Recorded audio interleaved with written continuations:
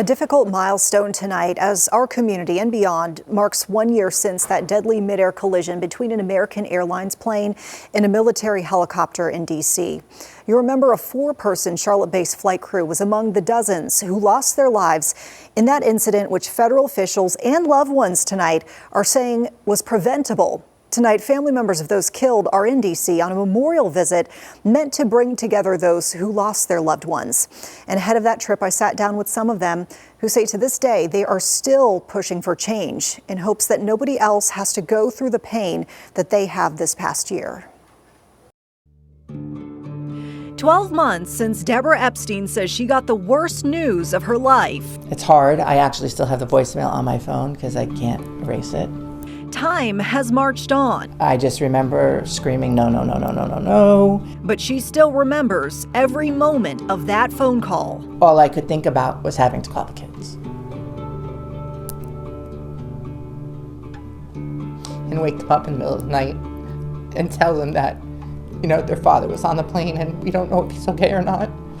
In the hours after the collision between American Airlines Flight 5342 and a Black Hawk helicopter, Epstein learned her ex-husband, Ian, a flight attendant on board the commercial flight, did not survive. None of the 67 people between the two aircraft did.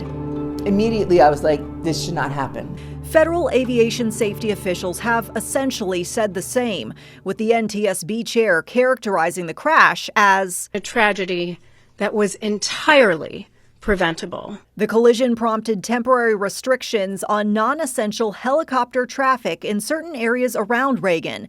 And 6 days before the crash anniversary, the FAA announced the rule would be permanent. We're hearing about DCA because of this tragedy, but what about the rest of the places around the country that are in congested airspaces? DCA is not the only space. Epstein and other advocates are calling for more sweeping changes. I don't understand why we have to be reactionary. As a country, we have to wait for a big tragedy to occur to actually make changes. One of the pushes is for a bipartisan bill called the Rotor Act, which would require all aircraft to transmit locations to other pilots and air traffic control, something the Black Hawk was not doing the night of the crash. The bill would also trigger a review of airspace safety at airports nationwide. The trauma will re-hit us. Ian and Deborah's daughters, Kayla and Hannah, say they now live with the consequences of what was done and what wasn't done. This has had a very catastrophic impact, not only on all of the people that lost their lives, but now all of the family members that can't even get a grasp on what reality is in the wake of this. Now, instead of making new memories with their father, and I think about all of the things that I'm gonna do and experience, and